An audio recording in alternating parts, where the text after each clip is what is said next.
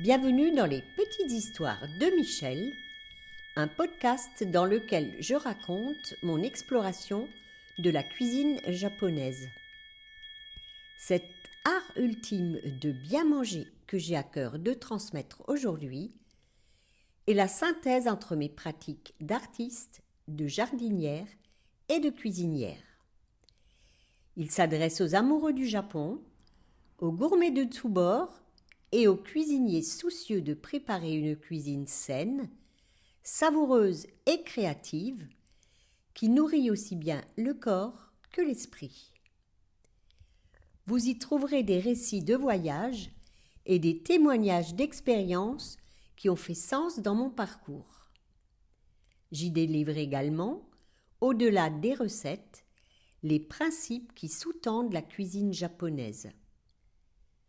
Nous ferons des visites dans le jardin, source d'émerveillement et d'abondance, et nous prêterons l'oreille à des personnes qui ont contribué à enrichir mon parcours dans l'oasis nippone que je me suis créée. Belle écoute à vous!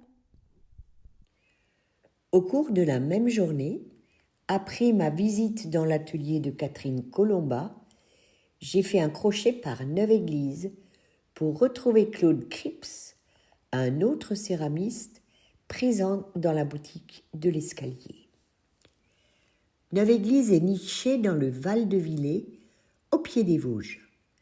Depuis l'autoroute, on y accède par une route de vallée qui devient plus sinueuse à la fin.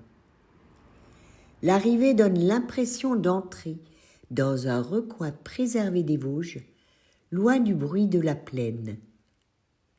Ici, changement total d'ambiance. Chez Catherine, j'avais assisté à l'émaillage de ses nouvelles créations dans un atelier lumineux équipé d'un four électrique. Elle y mène la cuisson de ses pièces avec soin, cherchant des effets subtils grâce à ses émaux enrichis de cendres de sarment de vigne. Chez Claude, tout autre décor. Je m'installe avec lui sous l'appentis qui abrite le grand four à bois qu'il y a construit. Là, changement de procédé. Claude raconte la spécificité et la magie des cuissons au bois, une technique vivante, imprévisible, presque alchimique. Nous allons emboîter ses pas dans ce parcours du feu et de la terre sur plusieurs épisodes jusqu'à l'équinoxe, lorsque nous basculerons vers l'automne. On est devant ton four et je crois que la première fois que j'ai découvert ton lieu, c'était à l'occasion d'une des premières cuissons avec ce nouveau four. Voilà, ce nouveau four, c'est le four Sasukene.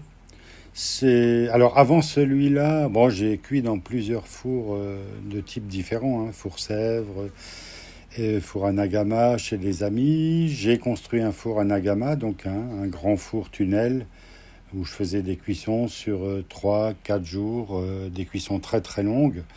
Et puis l'âge avançant, l'envie de peut-être cuire un peu moins longtemps, mais quand même de faire de la cuisson longue pour avoir les effets du bois. Par hasard ou pas, en tout cas il y a une quinzaine d'années, je suis tombé sur un livre qui avait été coécrit entre un japonais, Masakazu Kusakabe, et un canadien, Marc Lancette. Ils ont sorti un bouquin où ce fameux japonais, Masakazu Kusakabe, avait J'aime bien quand tu essayé d'imaginer un four qui donne les mêmes effets que les fours à Nagama, donc que les fours traditionnels japonais et coréens, mais dans lesquels il faut cuire minimum 3 jours, et sinon plus, sinon le double ou le triple, a essayé d'imaginer un four donc, qui donne ces effets-là, en cuisant moins longtemps. Moi, en l'occurrence, je cuis entre 35 et 40 heures ici. Mais j'arrive à m'approcher très très fortement des effets de la cuisson à Nagama. Donc c'est déjà intéressant. Il a un autre avantage, c'est qu'il est conçu pour quasiment plus fumer. Donc écologiquement, c'est aussi un four qui est vraiment totalement dans l'air du temps. Et c'est uniquement, il n'y a rien d'électrique ni rien. On ne pousse pas la flamme avec des souffleries. Là, c'est uniquement des arrivées d'air qui sont hyper judicieusement placées. C'est des arrivées d'air dans la cheminée qui accélèrent les gaz et qui permettent justement la fusion de tous les imbrûlés. Donc très peu de fumée, quasiment plus de fumée. Voilà, donc c'est un four qui, théoriquement, dans le bouquin, m'a quand même bien intéressé. Donc, quand j'avais acheté ce livre, je me suis dit, si un jour je reconstruis un four, ça pourrait être celui-là. Voilà. Voilà, le temps a passé, j'ai continué à cuire sur 3-4 jours dans mon anagama. Tant qu'il y avait de l'énergie tant qu'il y avait de l'énergie, tant que j'avais envie de faire toute l'organisation, parce que ça demande une équipe de cuiseurs, ça demande vraiment beaucoup de travail. Au niveau de l'enfournement, c'est un peu sportif aussi, et voilà. Et c'est jour et nuit. Et c'est jour et nuit, de toute façon. Oui. Donc voilà. D'où les grandes fêtes autour des cuissons. D'où les belles fêtes, enfin les fêtes, les grands rassemblements de céramistes et de non-céramistes, mais en tout cas de passionnés du feu et des gens qui sont vraiment... voilà. Alors après, au niveau de la fête, c'est une fête, on va dire, intellectuelle, parce qu'on fait attention, on boit pas, on reste hyper concentré sur la cuisson, sachant aussi qu'on est en très haute température et qu'il y a du danger. Donc autant être capable de réagir s'il y a un souci. La fête, la grosse fête, elle se fait après. Mais c'est quand même une fête aussi. D'ailleurs, si je cuis, moi, si je fais de la cuisson longue, c'est pour, en priorité, les effets sur mes pièces. C'est parce que quand on cuit au bois, on peut encore agir sur les pièces pendant la cuisson, justement, avec l'air, le carbone, chose qu'on ne peut pas faire avec un four électrique ou un four à gaz. Dans ces fours-là, on enfourne, on programme la courbe de cuisson, on appuie sur le bouton, et puis on peut aller au cinéma, on revient, c'est cuit. Moi, si je vais au cinéma, il n'y a pas de bois dans le four, il s'arrête. Donc voilà. Non, mais je peux encore influer. Donc la première raison, c'est les effets sur les pièces. La deuxième, c'est le fait que je fais corps avec mes pièces encore pendant la cuisson. Et puis la troisième, c'est la convivialité. C'est un four que je ne peux pas cuire tout seul. Je ne peux pas tenir 35 heures à mettre du bois en permanence dedans, alors a fortiori dans l'autre où c'était 3 ou 4 jours. Donc c'est la convivialité. Effectivement, pour moi, ça c'est une fête. On se retrouve entre céramistes. Moi, je cuis pendant 35 ou 40 heures d'affilée aussi, donc il y a une nuit qui passe, forcément.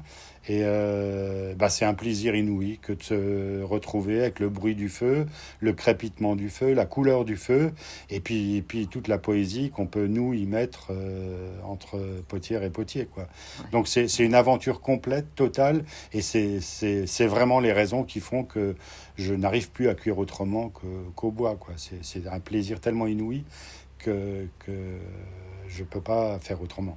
Voilà. Et puis après, il y a tout est lent et tout est long. Évidemment, la cuisson est lente, elle est longue. Le refroidissement, il est aussi long. C'est une semaine de refroidissement. C'est une semaine. Voilà. Donc la vraie fête, elle se fait quand tu dis. Elle se fait après la cuisson parce que déjà, à la fin de la cuisson, on sait si tout a bien marché, on sait si la température était homogène, si on a bien atteint la température partout, si le feu a été bien réparti dans le four. Si on a atteint ça, on est optimiste. Tu peux regarder dans le four ? Alors on peut regarder, oui. Moi, pour contrôler la température, je mets des montres fusibles. Donc je fais vraiment à l'ancienne. Je mets des témoins de terre à l'intérieur que je peux sortir ou que je peux regarder. Et en fonction de leur état, je vois si la température est atteinte ou pas. Et donc, voilà. Si la cuisson est allée jusqu'au bout, si tout s'est bien passé, on est déjà rassuré. On peut aller dormir tranquillement, on est fatigué en plus, donc on dort bien en principe après. Mais après, c'est vrai que pendant la semaine, alors il y a quand même le cœur qui bat un petit peu, parce qu'à l'ouverture, c'est toujours différent. Il n'y a pas une cuisson qui se ressemble. Et donc, il y a toujours de l'attente, en plus de la belle pièce, quoi. Et si la belle pièce est au rendez-vous, après, on va essayer de comprendre pourquoi elle était belle, comment les effets sont arrivés, pour pouvoir les reproduire après, quoi. Donc c'est important aussi d'observer beaucoup, de prendre des notes. Moi j'ai des cahiers de cuisson où je note absolument tout. Au défournement, je note aussi ce qui a bien marché, ce qui n'a pas bien marché. Et ça me permet comme ça d'une cuisson à l'autre d'évoluer. Mais il n'y a aucune cuisson ne ressemble à l'autre. Et c'est ce qui est, à mon avis, génial aussi dans la cuisson bois, c'est qu'on ne peut pas dire j'ai fait le tour du sujet.